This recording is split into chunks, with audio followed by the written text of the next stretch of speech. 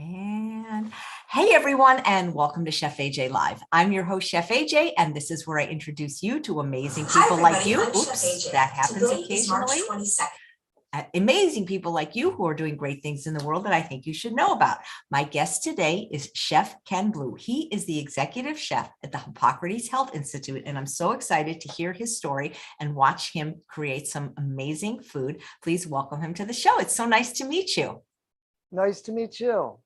I have heard so much about Hippocrates. I've never been there, but I'd love to know more about your job, how you became the executive chef, and how you became a chef in the first place. Because as a chef, I've always loved to hear people's culinary story. How I became a chef. I grew up in the restaurant business. My grandfather had a restaurant, and he said, don't be stupid. It's too much work. Go do something else.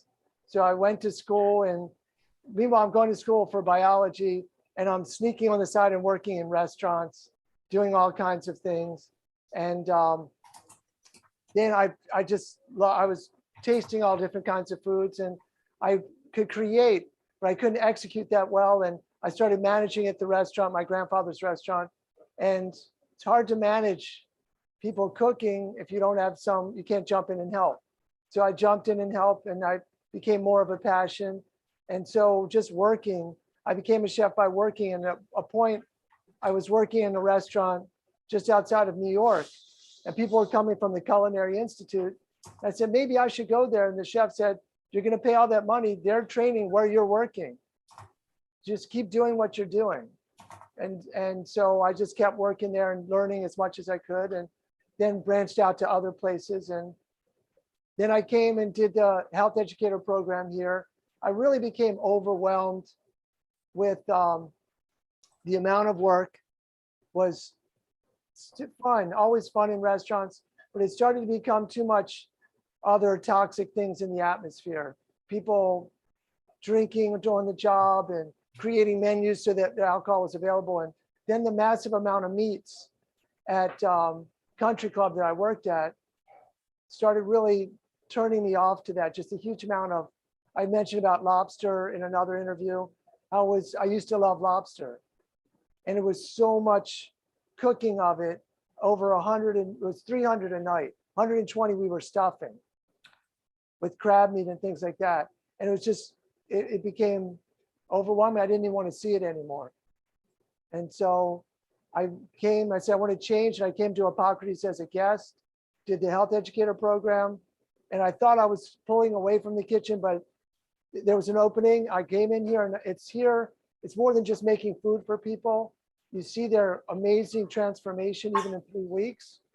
And it's so much more fulfilling than just making food for people. Is the interaction with people from around the world and really setting them on a course toward their health and recovery. So here I am 18 years later.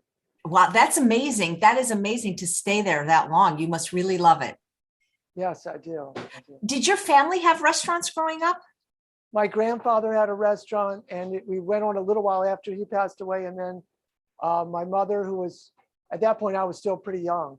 I think I was like 18, 19 years old, and said, no, I'm done. So I went to work at other restaurants and had an opportunity to own a vegetarian restaurant. I became part owner, and then opened a meatless Mexican, sin carne, we called it.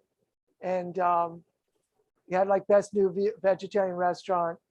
And so I did that, but it was just too much to do by myself. So then I worked at the Country Club. Wow. So did you go to culinary school? I never did go to culinary school. I did business courses, I did in college, and I just worked my way through all the aspects and trained with different people. And here I am. And now I'm not really cooking very much at all.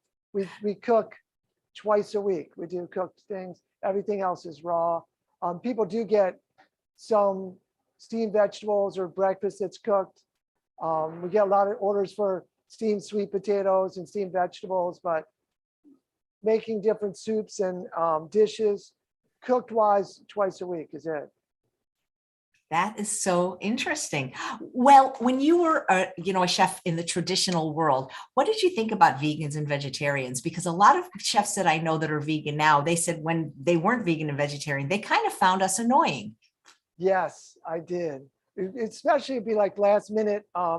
People would come in and you'd be all in the middle of busy, like we need a special, vegan meal. Vegan wasn't even a term, I don't think, back at one point. And then vegetarian, and it was really like, oh my gosh, here are these people. And I met one of my cousins say, I will eat nothing with the face, and I was a kid, and we're like, what are you talking about? Why won't you eat this stuff? And now it's flipped, and I'm vegan, and she has become vegetarian again, but it's sort of, we thought these people are strange, and now I guess I'm one of those people, but it's becoming so much more mainstream now. There's so many more options, and so now I'm on that side of it. Yeah. That's fantastic. So it's not like you grew up even like striving to be vegan or vegetarian. That wasn't even on your radar. I wish I was that smart, but I really wasn't. Have since becoming this way, have you influenced anyone in your sphere, like friends or family, to eat healthier? Oh, definitely. When first I started lecturing to people, you need to do this. Don't stop eating that. That's bad for you. That didn't work so well. So then I went to more gentle approach and set the example, and people started getting interested.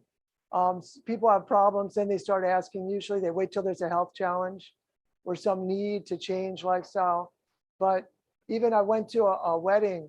It was my wife's sister was getting married, and we snuck in all of this vegan food, and a lot of it was raw.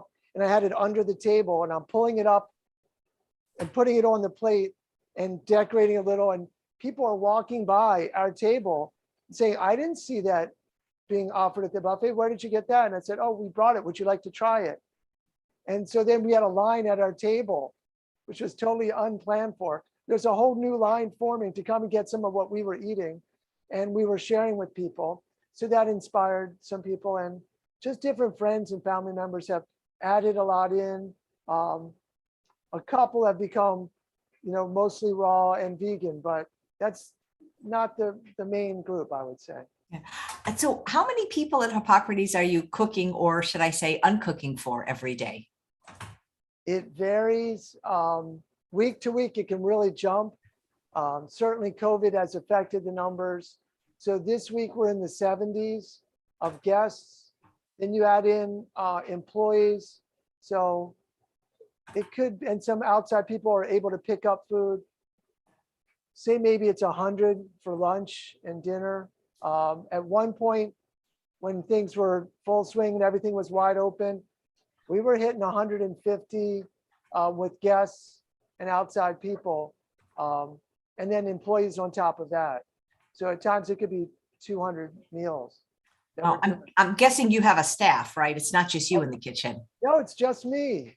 No, I'm just kidding. No, I have a great crew, and mostly it's buffet. So that does make it easier. We may have 6 people working this at a time. Now we're down, like today we had 3-4 people. I gotta say, I love the sleeves of your chef coat. I've never seen one like that. This is I got this, and so when you stain your chef coat, where do most of the stains happen? Right here, it doesn't show. It's brilliant. I agree. That is exactly true. I never understood why chef coats were white, because that seems to be the worst color for stains. I tell you, well, then you have the jacket you can button either direction to cover up your stain. A lot of them do, because you taste, and of course it drops right to here. And then you're like, oh, great, that's going to show. So can you tell me what's like a typical buffet meal for all the meals at Hippocrates? Because I'd like to know more about it. I know about it, but I don't know a lot about what you guys do there. Our biggest thing is we're not just raw foods, but living. So it's sprouts and microgreens, sunflower being a complete protein, pea sprouts, buckwheat sprouts. Then we have 6-8 feet of different sprouts, broccoli, garlic, beet sprouts, different microgreens we'll have out, different herb ones, and then some sprouted beans, bean sprouts. Then you start getting to a huge part of different organic vegetables. We're all organic. So you have different, like you would see, but it's another, at this point, we're wrapping around with, it's, geez, we must have like 24 feet as it wraps around a buffet. So you make it through all the vegetables, condiments, and different sauerkrauts and kimchis. And then what we call side dishes are the kind of things that I'll show today of different. This Friday, we're going to do raw pizza, and I serve it warm. I don't know if you can see, like right up here are dehydrators. So that's like our little ovens. I joke, it's like the easy bake oven you probably had when you were young, right? That's how I became a chef. I got an easy bake oven when I was 7 and I never stopped baking. So that's our easy bake ovens. It's our dehydrators. And so we served, last night I served sesame asparagus, and it was warm out of the dehydrator and tossed with sesame seeds and little spice to it, little garlic powder. I put a little soy Bragg's aminos on there, and that went out. So people are getting that warm, and we'll do different soups, some, usually raw, sometimes cooked, so all kinds of stuff. And so that varies day to day. We do different pastas that are made by spinning zucchini. You've probably seen that before, I'm sure, like the salad, the turning slicers, or some people call them spirulis. Spiralizers, yeah. Spiralizers. And then we'll do tomorrow, we're doing like a fettuccine noodle, where I'll use a mandolin and cut the zucchini, and it looks just like fettuccine noodles. That is so cool. Do you also teach cooking classes for the guests? For the guests, we do once a week right now. And then at one point I was doing for outside people once a month. That's not been going on recently till we can really open back up again. Nice. So everything's organic, high emphasis on microgreens and sprouts, and it's mostly raw. Where does Hippocrates stand on things like oil and sugar and salt? So we all have our different, we shouldn't say all, there's many different approaches to health that are out there and what we're eating. So some that we say, oh, this is okay in moderation. I know that for you, you'll say, no, you shouldn't do that. So we have our different strictness. We're stricter probably on food combining and not mixing fruits. We do fruits just a couple times a week, but we can't put fruit in with the salad, in with the vegetables. So like tomatoes aren't on the buffet for us. Salt, we've never used salt here. We use, I don't know how you feel about this. I was going to show you this today. Oh my God, I just had the founder on the show last week. Salt, I'm loving this stuff. So even somebody analyzed it and was like, this is nice. So I've been using this, or just recently, I was allowed to start with this. Otherwise we use kelp or dulse from the North Atlantic to be like our salt substitute. Sometimes we'll use Bragg's liquid aminos or namashoya. So then we have the soy, but we never had salt in the kitchen. Oils, we use only raw. So raw organic, so we can't use toasted oils. So we do use some raw sesame oil, pumpkin seed oil, flax, hemp, olive oil.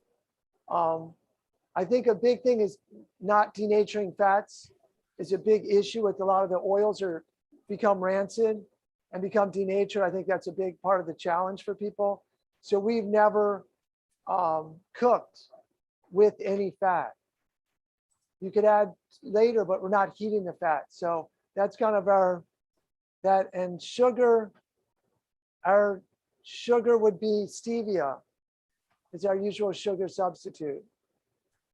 So you don't use fruit for sweetening? No, fruit, we eat fruit by itself.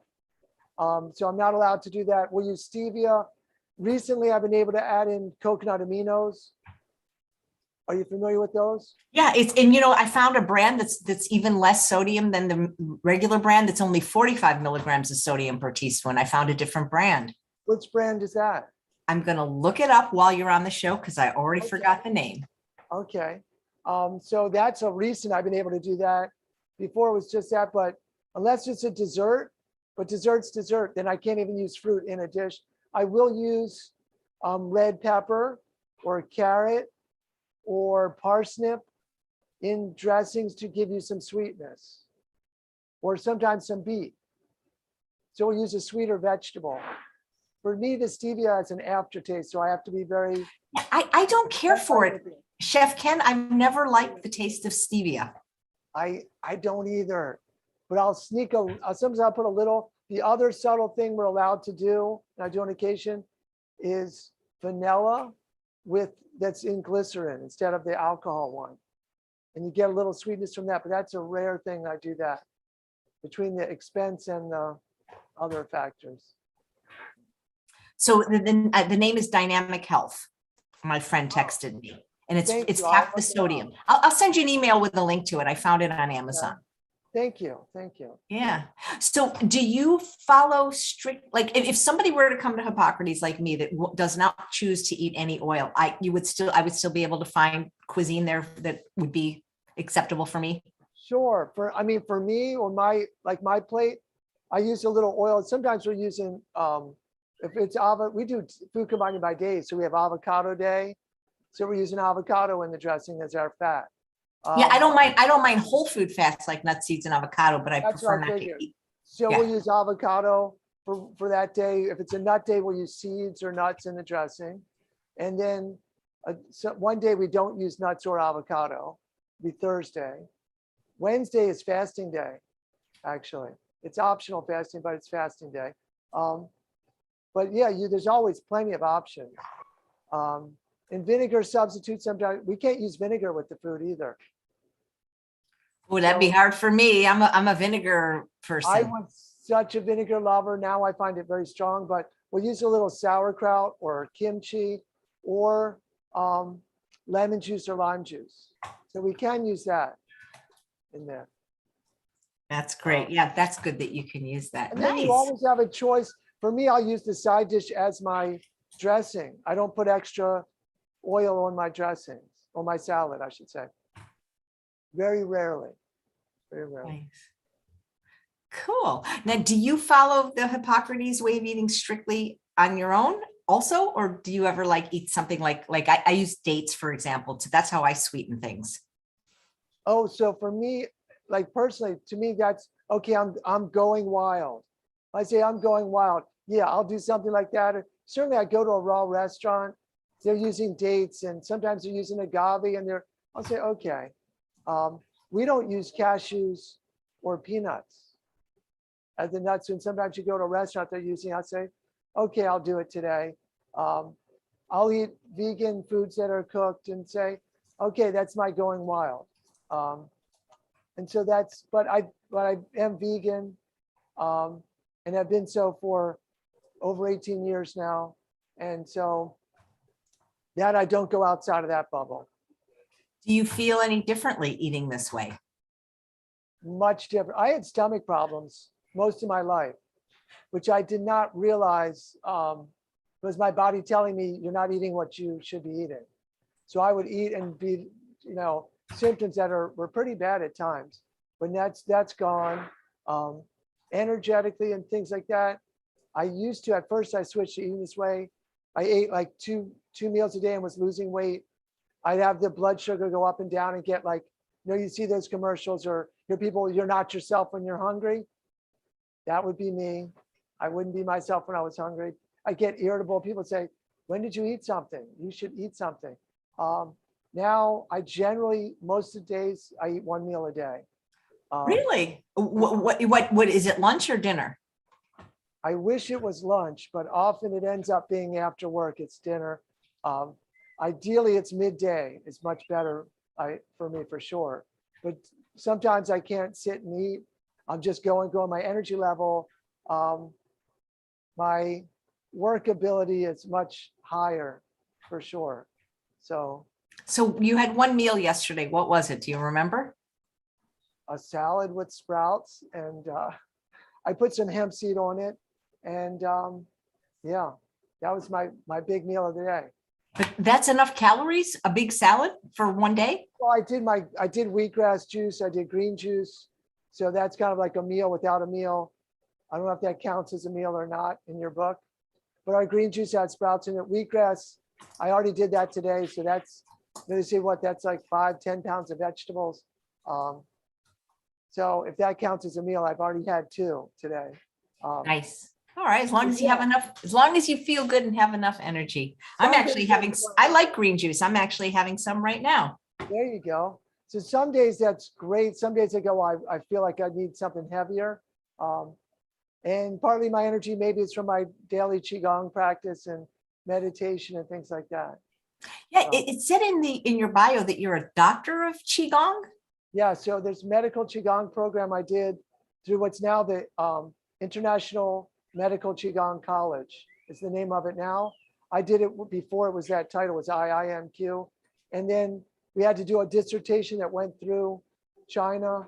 And it's a modality, people know of Reiki much more. But medical Qigong Reiki is like a simplified version. Ki is the Japanese word for Qi. So there's energetic healing work and things like that. That's so, do you have time to do that? I wish I had more. I've been having trouble getting a crew back into work in the kitchen. As the numbers drop, we had to reduce, and then getting back people, people want to work and back in has been a challenge. So I have time to do my own stuff. I haven't come back into doing other work for others at this point. So like you don't teach it at Hippocrates or anything, or do classes? Teach Qigong. I had like 20 people. We were outside by the lake. It was beautiful. And we did Qigong. It's like, that was my break in the day. It was like, okay, that was awesome.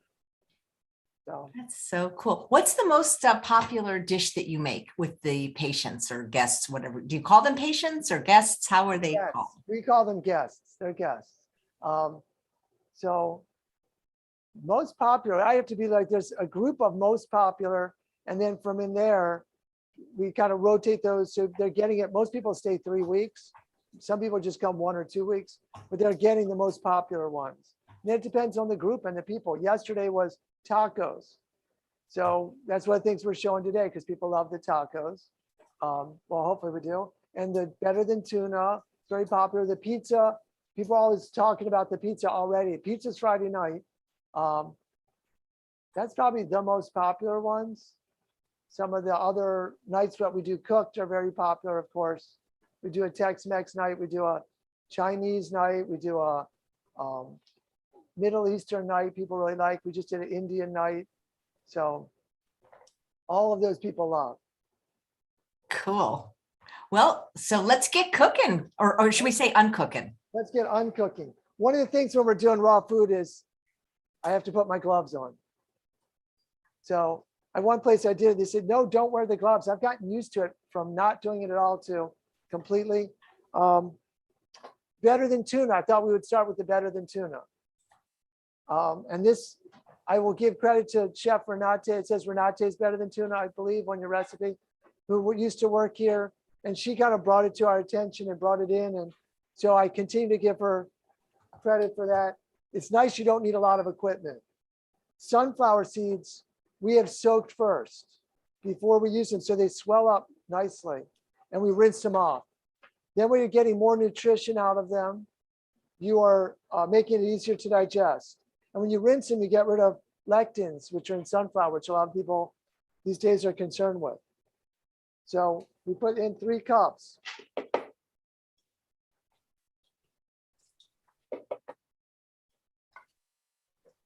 And they do swell up when you soak them, so you will probably end up with a little extra. Then we're going to put in our lemon juice. So we fresh squeezed lemon juice. That was our 1/4 cup. And we can just go, our water's measured already. We'll put in our 1/2 cup. And I like to just start this.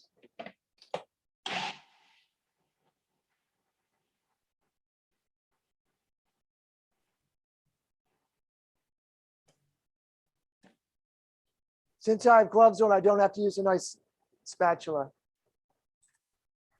So we just want to process this till it's smooth. I see different restaurants will use things like walnuts in place of the sunflower. Really, you can use any one. This tends to be a little more white.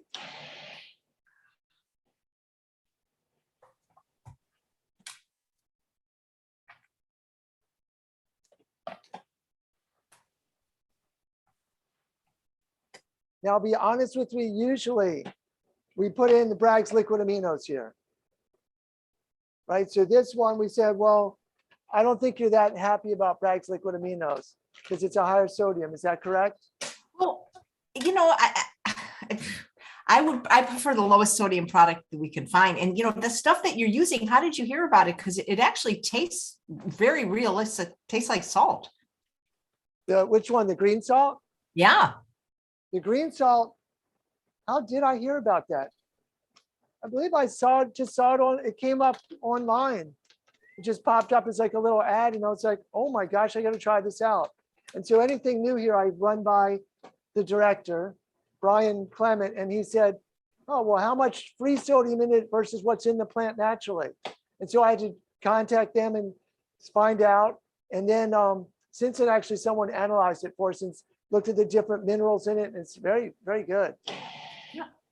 So all the years before using kelp or dulse, I could never really get that saltiness. That salt really, why people love it so much, it opens your taste buds to the flavors that are there. I always thought, oh, the food needs the salt. No, the food doesn't need the salt. Our taste buds open. So when you stop using it, you become much more sensitive to flavors, I think. I think so. I don't even use that or the aminos, but I like to have it for other people, you know, because a lot of people can't eat a completely salt-free diet. Right. I noticed this when I first started working here with Chef Kelly. She'd been doing it for years. Her taste buds were so sensitive. She would make everything so mild, and people would say it's kind of bland. And then she said, I have to consciously, she said, this is how I like it. I need to put a little more in it so the average person coming in is happy with it. So then she would add a little more seasoning, but she was kind of letting me know, here's where you'll be in the future. Here's where you are now. Be conscious of that. So a lot of times I'm making for other people. I have to make it a little stronger than I would like. But here's what it looks like in the, whoops, in there nice and smooth now. Yeah, it's a nice color. So it looks like white meat tuna is what we're shooting for people who are used to that. Otherwise you say it looks like a nice pate. So kind of meeting people where they are. I'm surprised it's so white because sunflower seeds often have kind of a grayish tinge. So couple important things in that is, one is the quality of your sunflower seeds. We're getting raw, not pasteurized sunflower. So it should be a whiter color. A lot of times they like to pasteurize them. Second thing would be by soaking it and rinsing it, you get rid of some of the that color that's in there. So that makes it nice and white. Yeah, it's pretty that way. Yeah. So then it looks more appetizing. Some people use walnuts, and I think maybe they grew up with like a chunk tuna or a darker tuna, and so that's comfortable for them. We don't try to add fishy flavor in there. So if we put in dulse or a seaweed, we could get fishy flavor, but I don't want it to be fishy flavor. We're going to put in diced celery because people are used to having that in there. So a lot of people, when they first get started, are like mock dishes. Like it's mock this, it's mock that. You know, you're kind of imitating things they're comfortable with. So amount of celery, there's a measurement, but you kind of do like you like. We add in a little diced onion also, which is totally up to you. It adds in a little of the pungent to it. So just a little. I don't like it to be overwhelming. I can't put like vinegar pickles in here. But some people you want to do that. You want to add in dill. Most mustard is prepared with vinegar. So we're not putting any in there, but we do use ground mustard seed and get that flavor on times, but it's just not in this dish. So we have a nice amount of our tuna. How we're serving that? I'm guessing like in an endive leaf or something. An endive leaf is really nice. Most people think bigger. You're being more delicate. So in a bell pepper, I don't know. They go and want here's our lettuce leaf. So we put our lettuce leaf in there, and people just we have the bowl out. You can just have it on your salad. You can just put it in there, but we can just put that in here, and then you can just pick it up and eat it. That sounds like the funnest part. Now, other thing is, you said peppers. We get these little mini peppers a lot. I joke with people, this is my dessert. Because they're sweet, but they don't have a lot of sugar in them. And so you can take something like that.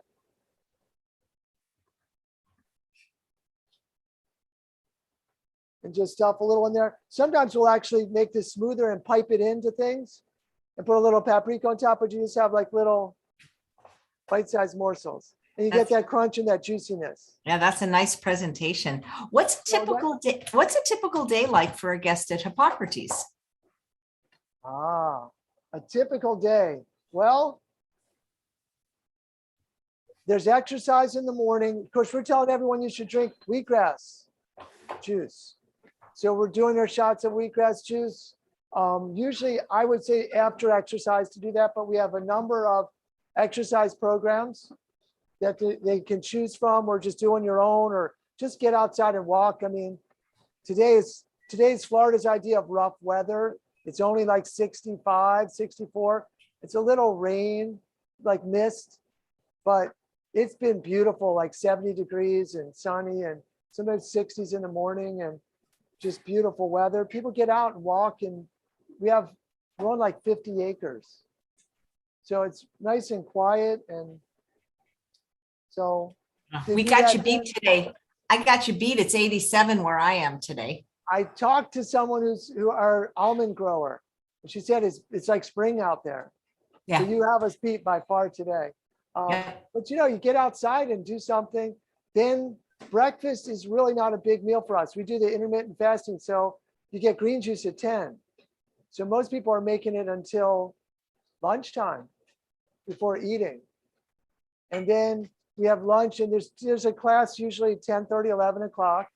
We have a lecture, and then that goes till lunch. And then in the afternoon, they're probably starting another lecture right now.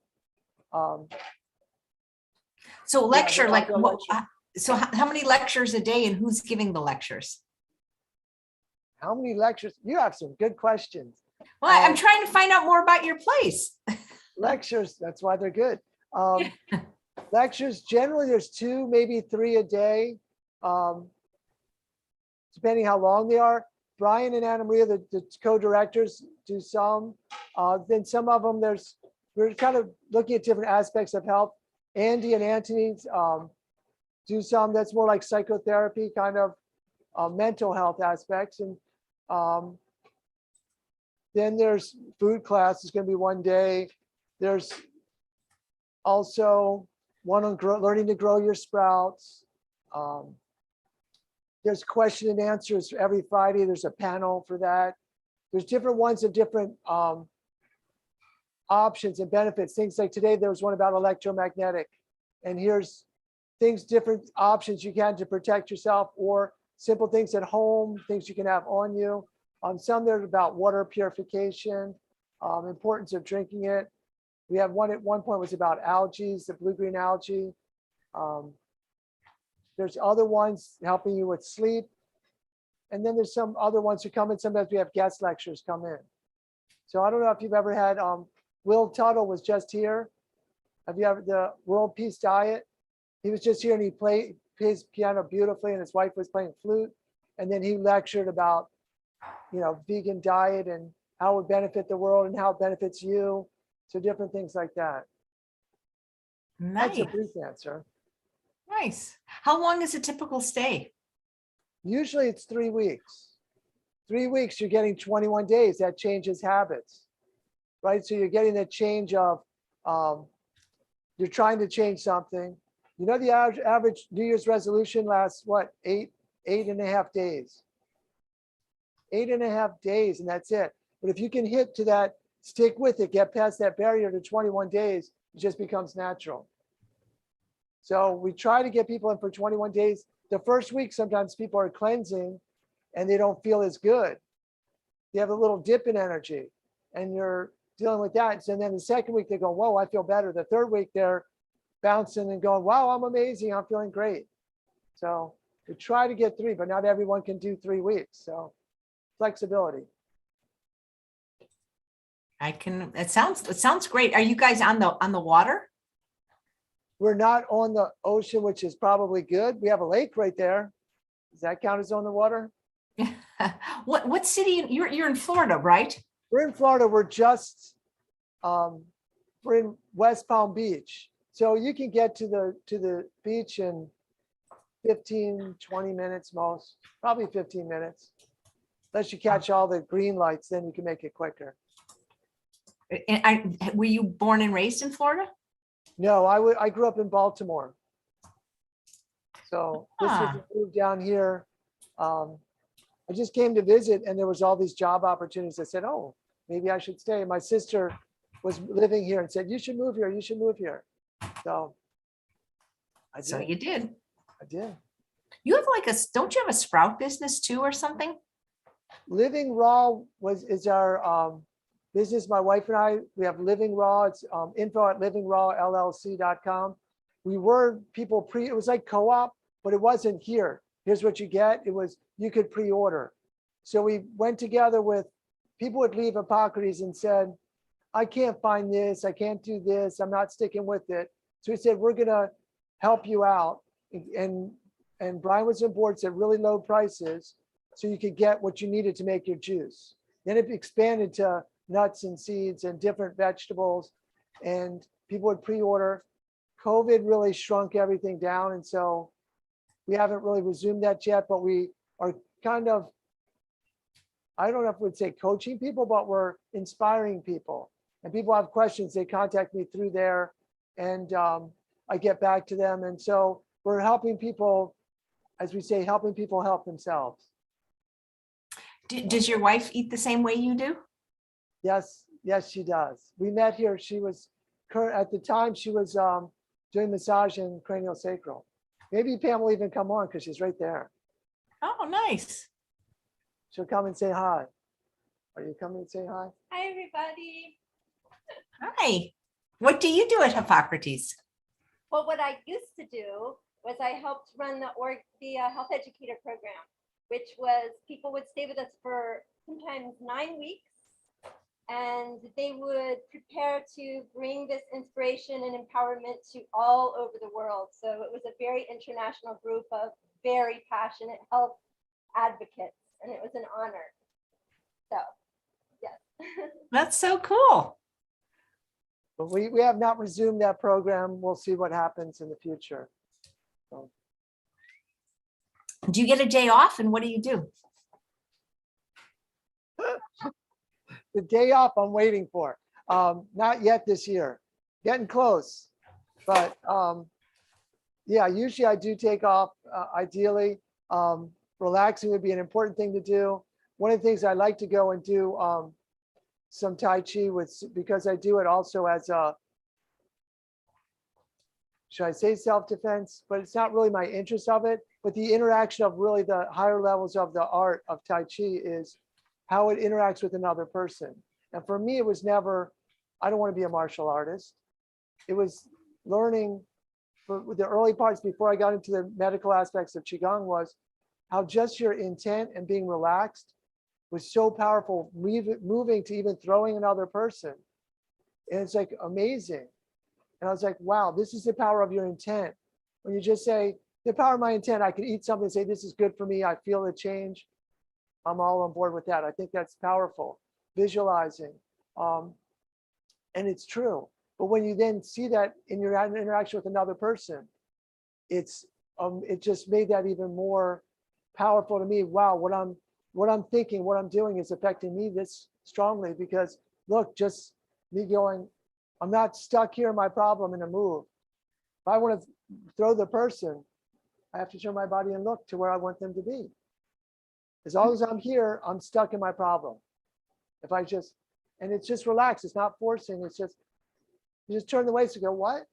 And the first time I did that, my teacher went flying back and I said, you faked it. I didn't do anything that strong. I said, no, I don't like you that much. I wouldn't do that just to impress you. or let you feel good. It's just that strong. So I realized how much in life we as people get stuck in, no, it won't work because of this. Here's my problem. I can't do that, as opposed to here's where I want to be. Cool. That's how you accomplish such great things too, right? Yep, pretty much.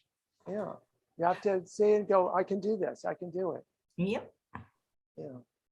Are you aware of like of other vegan chefs, or like are you guys kind of in a bubble there? Like do you follow anybody? Like do you know who, like, for example, Chef Bravo at True North is, or you guys are just kind of doing your own I've thing? heard some, but I don't have the depth of information.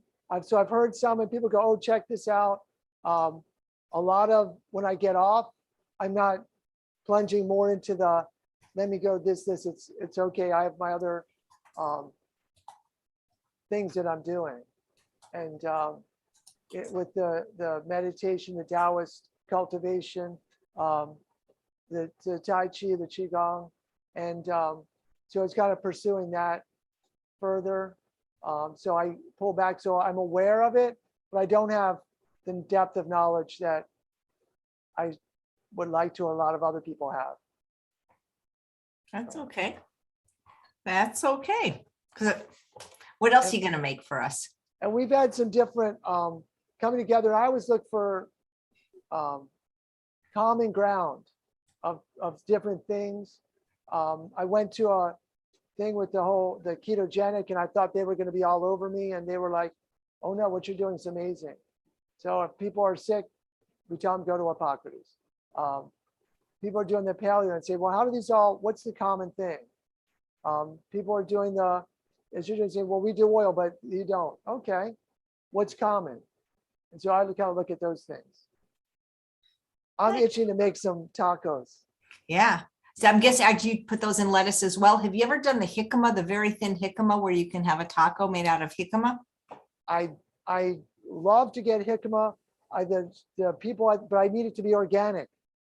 So the woman that is usually our seller of produce of one of our companies, I ask almost every week, do you have organic jicama? And she, no, not this week. She actually called me and said, we have it a couple of weeks ago. So I have different dishes. And I'm like, oh, I've been waiting to do this dish. I've been waiting to do that dish where I'm using jicama because I love it. But to find people who are growing it organic is not easy. So generally we'll use the lettuce leaf. You can make them out of flax crackers, like you make out of flax. Jicama would be great, like a mini taco. That'd be nice with the jicama, for sure. And we do little other things. We've started, how do you feel about the coconut wraps? I haven't had them. Do you make them or do you buy them? We're buying them from Nuco, N-U-C-O. And that's one of our more recent, oh yeah, people can do these on occasion. So if you let it sit a little, it gets soft. It's like a soft wrap, soft taco kind of thing, or soft wrap. They're really nice. I'll check it out. They're a lot of work to make your own. I'd have every dehydrator filled just to make, and it'd be gone in an hour. So I have not undertaken it for that.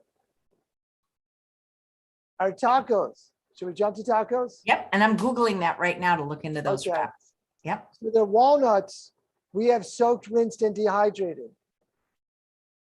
So dehydrating, we're keeping them raw, so we're keeping it at 110 Fahrenheit. That will usually take a couple days to prep those.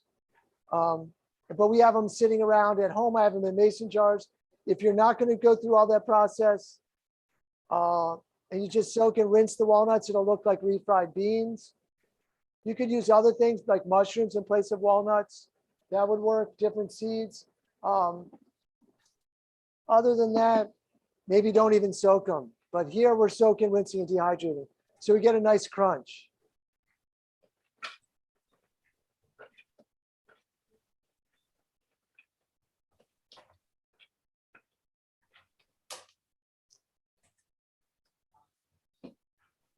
And so for this, we're going to put in actually a little bit of garlic powder.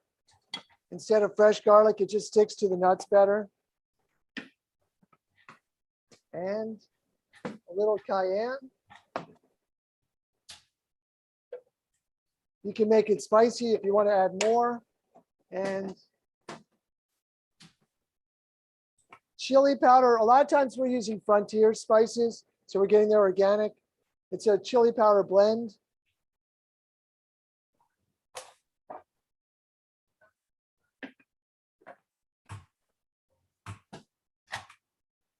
Most of these I will use Bragg's because it gives you a little meatier taste to use the Bragg's liquid aminos. But we always make some without Bragg's. We always have options of no Bragg's version. So a lot of people don't want soy. So we'll put in a little bit of green salt. Or you could leave it out. I'm sure it wouldn't even notice the difference. But we need to get something to get the spices to stick to the nuts. So we're going to use little splashes of water while we pulse.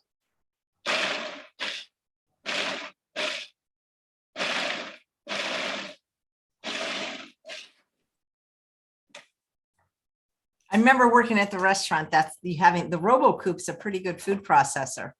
Yeah, it's not for your home use though, is it? No, it's too expensive. Too expensive.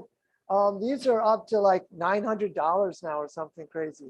Well, you can get a Nutrimilk for half that. Are you familiar with the Nutrimilk machine? No. Oh, it's really great. It makes nut milks, it makes nut butters, and it's a very powerful food processor. Oh, I'll have to check that out. I'll send you a video. Yeah, it's really For good. us, for the volume of this, and then we have our separate shredding attachment. It's very useful because the volumes that we're doing. Whereas at home, this is too big. Everything you don't want to put enough in there to really make it work. But just that quick, we have our taco meat.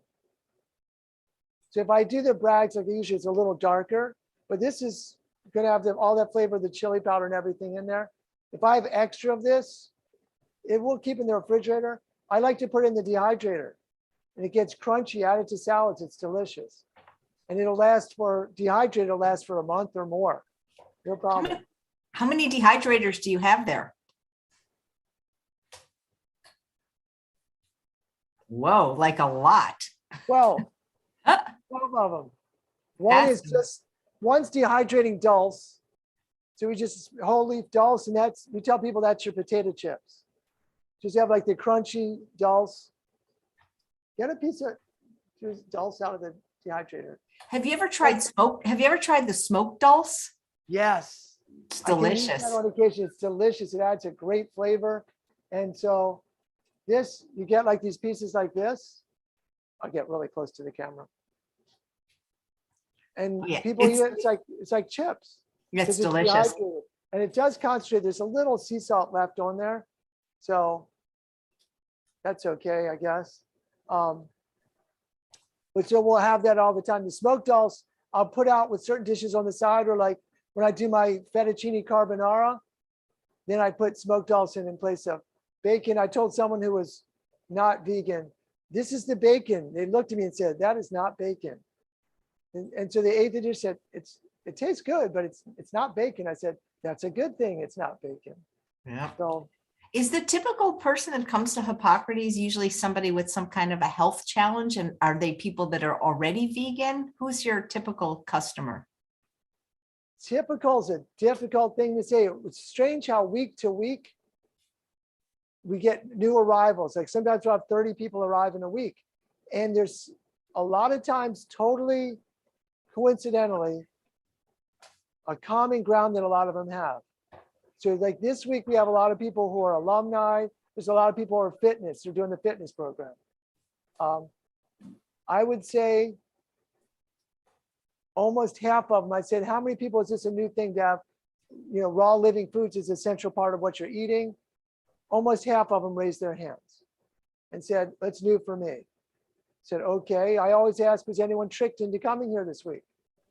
So that has happened before. And even to the point, one person came and said, I hate vegetables. What else do you have? I just said, do you know where you are?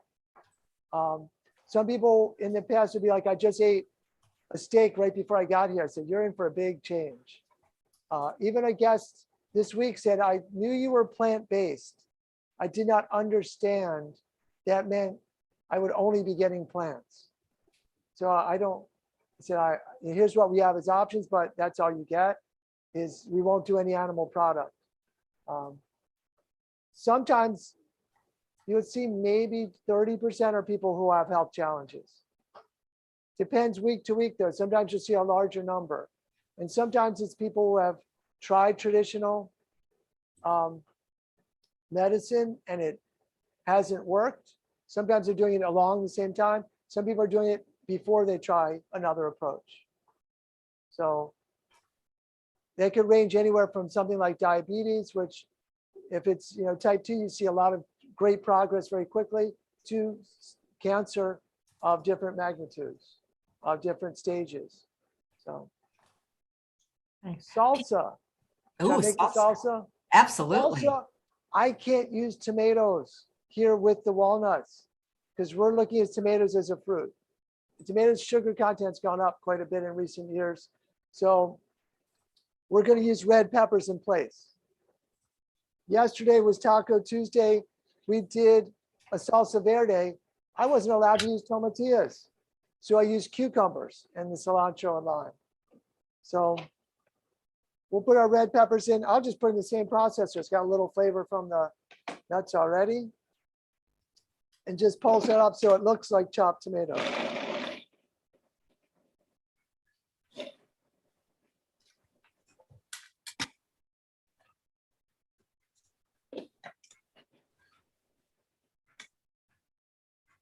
So pretty good.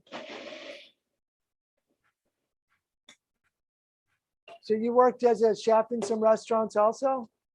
I did for about 5 years. I was executive pastry chef, vegan at a Los Angeles restaurant, but it's been, God, how many years? 2011 would have been the last time. Did you have to work crazy? Did you have to work crazy hours, like middle of the night? Well, no, what was nice is the pastry chef, I could work any hours I wanted as long as I got the orders done. And so I chose to come in like late afternoon to evening when it was nice and quiet. Oh, nice. Nice. Yeah, because I'm not I mean, even though I'm a morning person, I know traditionally pastry chefs, they work really early, but I actually did it late. So I had one that we worked with would be there overnight. We'd come in the morning and they were leaving. And it's just like, they didn't want anyone to be around. They said, I need the place to myself. So. Jerry says, oh, who said that? Lisa says, she loves your response to the person who hates vegetables. Do you know where you are? That's hilarious. That was when words finally came out. I was just, my mouth hanging open for a minute, probably going, what? Elizabeth, okay, go ahead. Elizabeth says, does Hippocrates ever take volunteers? In the past, we did more than we do now. A lot of people came and volunteered and just wanted to hang out and be like, where are they? Oh, they're out at the pool. Oh, they're in the sauna. Oh, they're over in this class. So it's a lot less, but there are still some volunteer opportunities that do pop up. So it's worth pursuing. There's a question. Do you worry about getting too much iodine from the dulse? I'm putting a little lime juice in there as we're talking. Generally, if you have a health issue with that, that could be, I can't eat that much dulse myself. So for me, I'm not worried about it at all. Also, your body tends to excrete. If you're doing it in whole food forms, you tend to get rid of what you don't need. But some people with certain thyroid problems and things have to be more aware. Is it okay? I'm multitasking. I'm very used to multitasking. Absolutely. Dina says, you look very healthy and trim. Can we ask your age? Yes, you may ask. I will even answer. Okay. How old are you? How old am I? Wow. I'm not old at all. I'm 58. You're kidding, right? No, I'm 58. I would have guessed you were like maybe 40. That's amazing. We put some covering on the camera, so it makes me, no, not really. Yeah, I think doing this and people come back and say, you look the same as 10 years ago. You haven't changed at all. And a little gray hair has snuck in, but I put cilantro. which I chopped ahead of time. I was going to show this. I don't know if this will show up. I don't know if you do cilantro this way, and parsley, I used to have to chop all this in the restaurants. And somewhere I picked up this where you just can take the whole bunch of cilantro and then just go at the top. And just like you're doing a chiffonade, you can just keep twisting it as you go down. And I'll do this with parsley also, and you get just really nice tiny pieces of cilantro. That's As cool. opposed to trying to pull all the leaves off the stem and go through all that. You just roll it up. You're just rolling it and cutting as you go. So I find it to be a little helpful. Hot pepper. I like to use fresh hot peppers when I can, and I'll blend it with the lime juice. But we only use ripe peppers. So I'll just take a little cayenne. But so only ripe means not green. That means red, yellow, orange. So today I just put a little cayenne. What we do right now, this time of year, put in fresh, we're getting fresh, organic, really, truly ripe. So the red jalapenos taste so much better, but they won't sit on a store shelf for a month. So stores aren't generally happy to carry them. So our taco, we'll get a leaf. So we'll do the romaine leaf as our taco shell.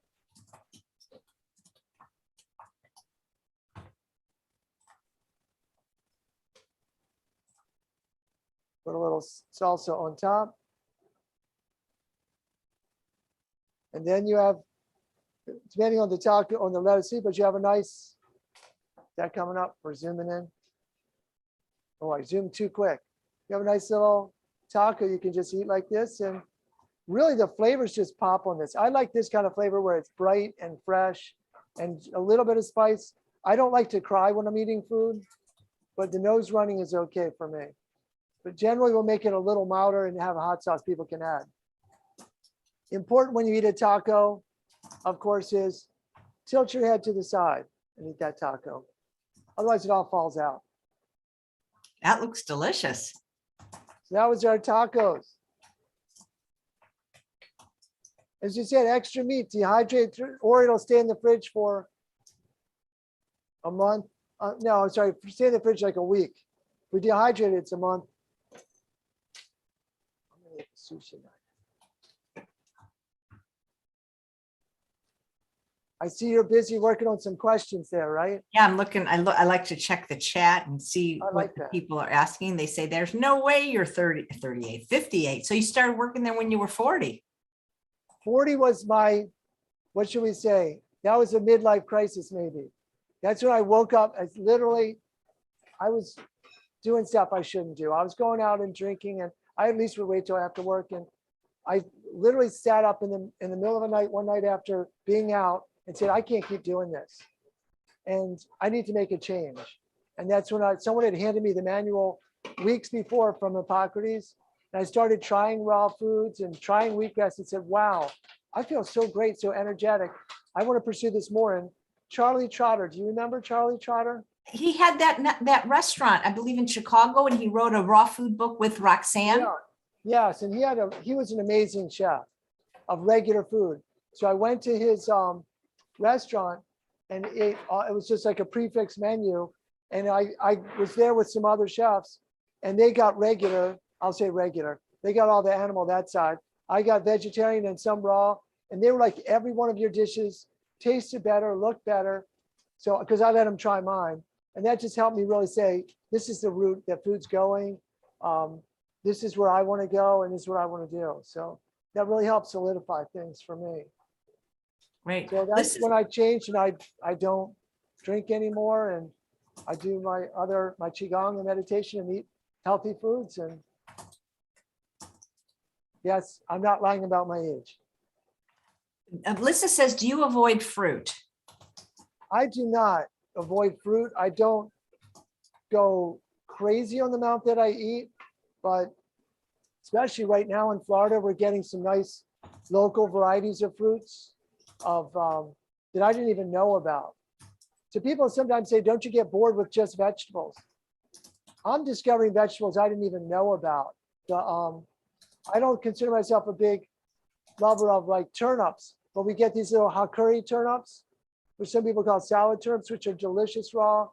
Fruit-wise, mamey, sapodillas, black sapote, canistel are all in season here now, in addition to papayas. And we have papaya the other day, the inside of it's orange, or really dark red ones, the bigger papayas, like the kind of more like the Formosa variety, but some are different, that are just delicious and so much great flavor. So I do eat, yeah, really I eat, you know, we get local bananas, which are not as sweet, which are really nice, but yeah, I'll eat some fruit. Generally, we say 5 or 6 portions a week. I probably am a little less than that, but yeah. I know some people think we don't do any fruit at Hippocrates. People diagnosed with cancer, people have really bad candida, diabetics, not doing fruit. But usually that's still after once you've healed, then you can resume that. Right. Are you familiar with Dr. Cyrus Kambata or Dr. Robbie Barbero, who wrote Mastering Diabetes? They are diabetics type 1, and that's like all they eat is fruit. Wow, I am not familiar with that. And they're doing okay. They're doing great. They're doing great. Yeah. It's interesting. Some people will do that. We have one person who I know well, they do a lot of fruit. I don't know if they experience what I used to do is more of the fluctuations in blood sugar and the change in mood that goes with that. And so for me, that was a big thing of I want to be more calm and compassionate and stable in that place, because we disconnected our doorbell, or you probably would have heard the doorbell ring 20 times during this, and in the buffet, and people are talking to you at the same time. And then you have to wait, I got to go make this dish. As you know, in kitchens, it can get kind of pressurized, in the background of like the angry chef and yelling, "God, I don't want to be that way. It's not healthy for me or for other people." So I think there's benefits to a lot of fruit, and it's working for them. Great. I'll have to maybe get that information from you and kind of look more into that. Let's see. Cool. So I think partly the big thing is when we make big changes, our body can adjust to so many different ways of eating. And then you just got to say, for health and longevity, what are we choosing? Fruits changed a lot though. And a lot of fruits have much more sugar than they used to. So I like the more stable ones, I think. Ones that haven't been shifted as much and hybridized as much. I would die without strawberries. Yeah. I have to have I'm not sure you would really die, but. Well, no, I mean, I wouldn't. Okay, now I know, but I mean, I love them so much. Yeah. We exchanged an expression here. People say, I would die for this food. And we changed, no, I could die without it. Say, no, you could, I live for that. I love that, but say, oh my gosh. So we kind of change and say, oh, I don't want to die for that food, but I live for it. The strawberries, yeah, they're good. Right now, I don't have favorites, so I can't say what my favorite is. But there's a number of them up there. Are you going to make sushi? I was going to make sushi. I love sushi. One of our things is, I was sad to say that Maine Coast Sea Vegetable, we used to get the raw nori sheets from them, and they discontinued it for right now. And they told me many years ago, if we can't get the quality that we like, we will stop selling it. So they continually have their products tested by them, University of Maine. And so they're having it tested independently. Their seaweed, their nori sheets, they said if it won't hit our specifications, we'll stop selling. Well, true to their word, they stopped selling it. So I believe they're looking for another source. Theirs, I think, is the best, or we should say was the best raw nori sheets. I still have some, but I won't part with them. because just gradually we're going through our inventory, but they're less chewy than a lot of other raw nori sheets are, and not such a strong ocean flavor. I won't say fishy flavor, but ocean flavor. So we still have those, but you could also use, if you don't like that, those coconut wraps. Maybe can you grab me a coconut wrap from over there? I got to at least show it to you since we talked about them. And so then it's nice if you use a mat. Do you have to? No. That makes it easier. Oh, here's the coconut wraps we're using. The Nuco. They have different flavors, and you do not want to refrigerate these, but they come, we're getting the bigger packs, but it's kind of like a nori sheet. Look how it's that thin. And so sometimes these holes people think there's something, it's just a hole in it, but they roll up very nicely. They're very flexible. So you can just roll in these, and we'll make little, like use this in place of rice paper now. So make nice little wraps. We are not going to use rice since we're doing raw. I bet you're going to use cauliflower. No, I would have Pick won 'em that up. bet. But in the past, I think the cauliflower with the nori is a strong flavor. If I'm doing like a real rice looking substitute, then we'll do chopped pine nut and parsnip and fold those together and get like a sticky rice, a little splash of lemon, maybe a drop of stevia if you need it. I don't need it. But really, you could probably say the carrot is going to be our rice because that's going down first. And unlike, this won't look like rice, but you get all the other ingredients of your veggie roll.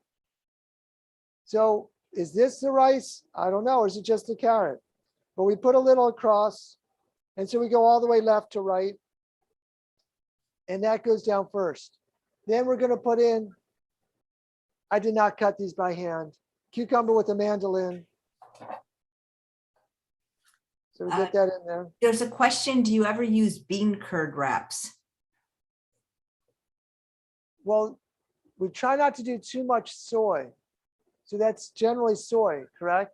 I've never heard of them, so maybe. Yeah, you see that like in sushi places, they bean curd. It's another for the soy. So we generally don't do that. They are nice though. That would not be raw. So then the avocado doesn't want to pile up. We're gonna pile the avocado up in here. I'm trying to go, unlike with rice where you spread out, to keep this edge with nothing on it and pile up. Maybe this is our rice substitute.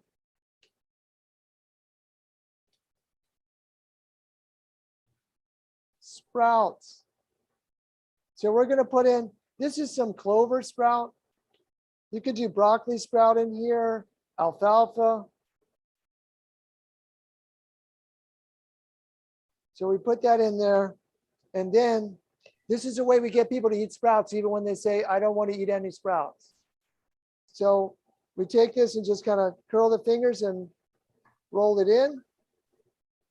And then we pull the mat out, of course, and just pull a little forward. Make sure it's nice and tight. You could do the wasabi on here. I just do a little water.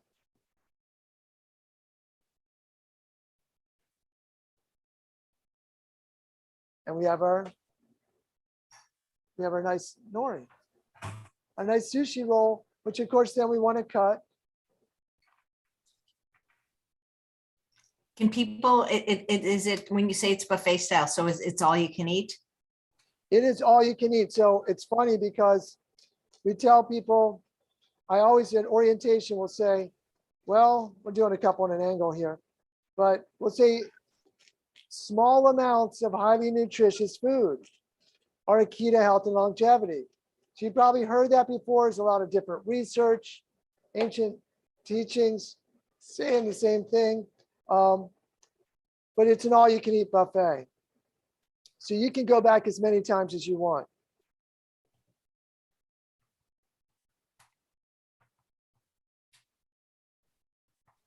So we'll come up, zooming in. So there's our nice amount of avocado in the roll. But answering you, it's an all you can eat. You can go as many times as you want. And when people first start out, their nutrition level is generally lower and they eat more. And then as you start getting more nutrition in, you feel you don't need to eat so much. So I started out eating huge plates and still losing weight. And then my weight stabilized. And now I eat a little bit. People are like, is that all you eat? But my weight stabilized. And so I can just maintain. So that's our role. It's really beautiful the way some of them you cut kind of at an angle. I cut it at an angle, yeah. So we get that more dramatic. And I always like to get a lot of avocado. You could do less. The tuna could go in here that are better than tuna. That would be like give you a rice look, or people do rice instead. So then what you're dipping in is up to you. I like to get wasabi microgreens and use that instead of the prepared wasabi. But we do have the prepared also, and some ginger and things like that. So really, it's fun to eat. We can just pick up food like that and eat it. But people can go through, sometimes we'll say, try to limit to just this much, but generally they're on their own, how much they want to eat. That is so pretty. It looks so fresh and vibrant. Yeah, it's nice. When you're working with, with foods and vegetables, you get so many more colors going on than the colors. And so a lot of chefs think it'll be limiting. I think it really opens up a lot of doors, a lot of opportunities and different things to do.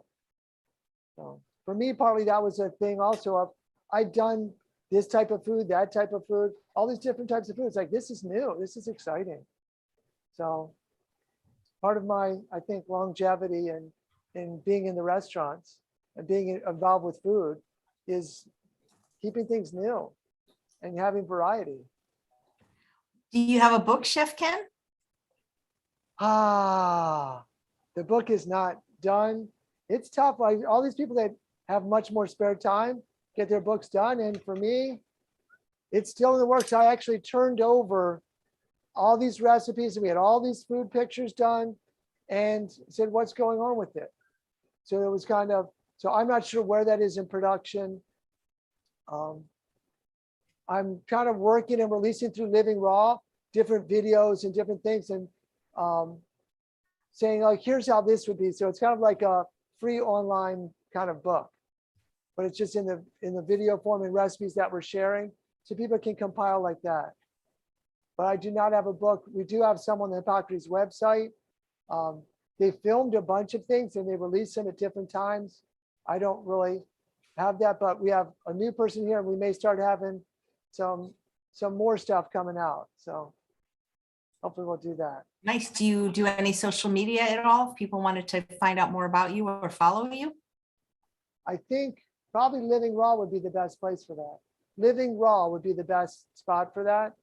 As we're starting to try to, it's not been a big emphasis for me. I've kind of very slow to adapt to that. It was partly time-wise and priority, but it really is a great way to reach so many people, as you know, and you're really influencing a lot of people in a great way.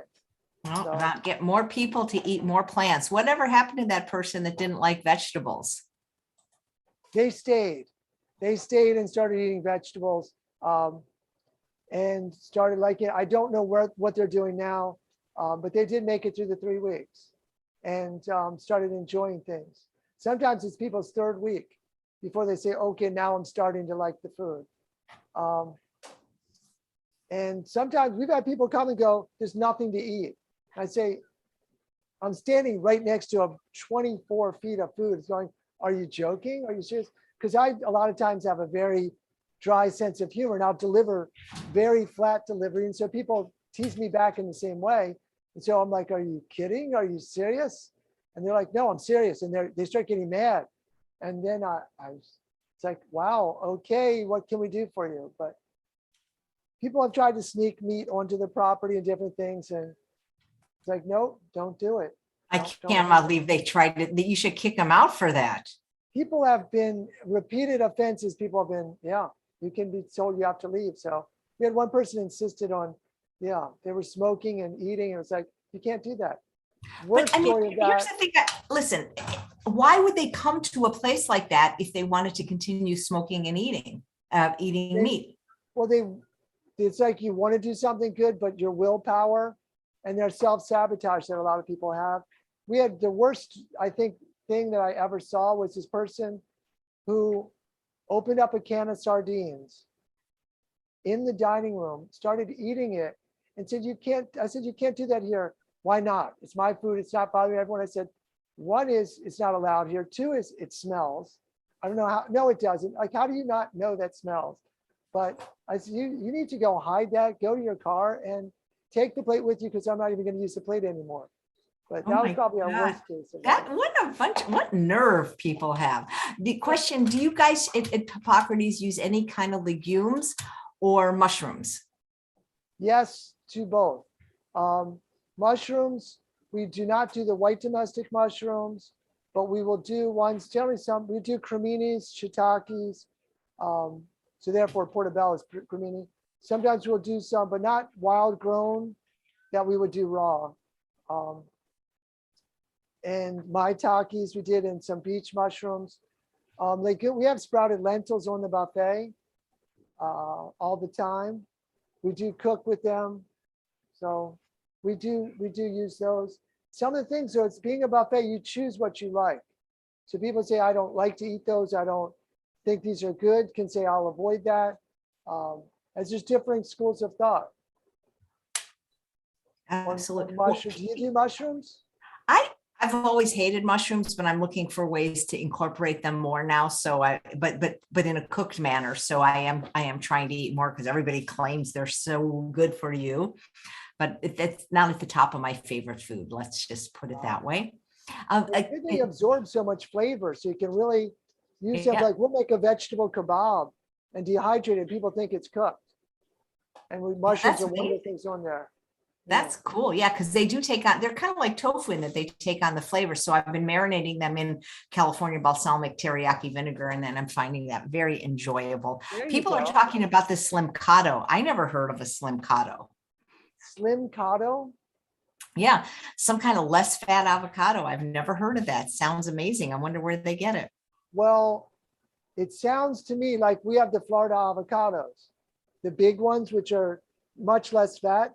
They're not as the same fatty, creamy texture that the Hass avocado or some of the other varieties are, like the bacon avocado or the zotana.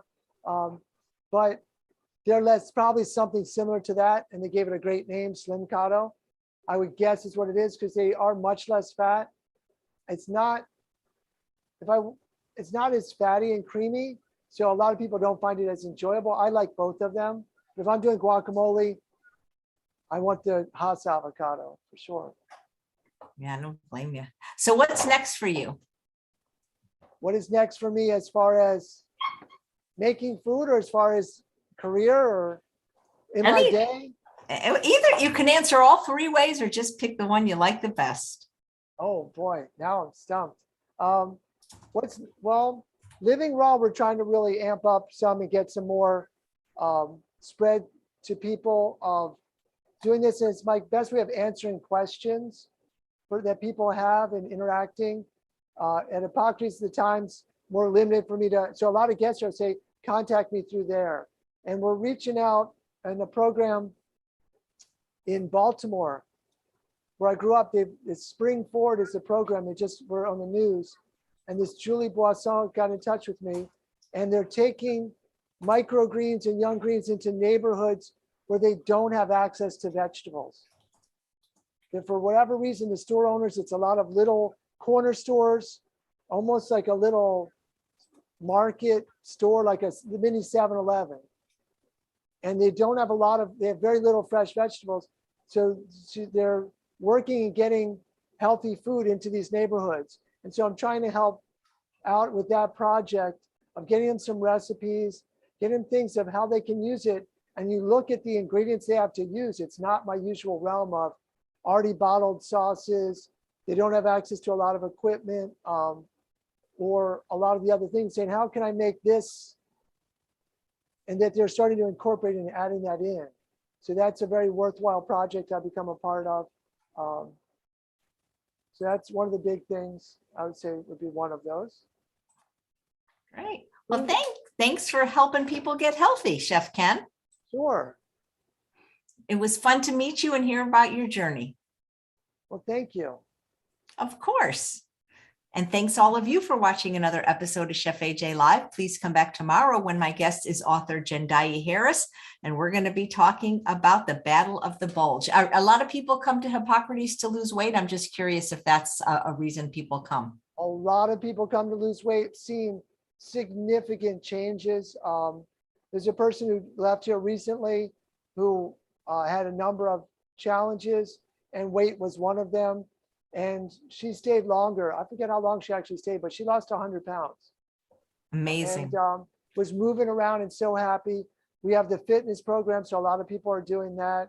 And just in general, switching and eating this way, people are losing weight, but you can still, a lot of people like it. I saw this person, at the time, they were probably close to 500 pounds. They were eating plate after plate, but it was of sprouts and different vegetables.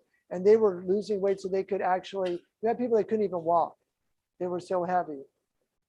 And leave That's here fantastic. just in 3 weeks and can walk out. And there's a lot of people, it's not that extreme, but people, it's a great way to tone up and get into great shape. That must be so rewarding. Last question. Where do you get those chef coats with the darker sleeve? I love I've had it. trouble. So this was Chef Revival and they stopped making it. So now I'm looking online and I have a couple different ones that I've found that saying, do I like this one as much, and trying that one on. But it's a couple companies, just look up white chef coats with black sleeves. I'll have to get back to you and tell you, here's the ones that I got. I don't remember offhand. But for whatever reason, Chef Revival stopped making them. Well, like your food, it looks great. Well, thank you. All right. Well, thank you. Take care, Chef Ken. You too. Bye-bye. Bye-bye.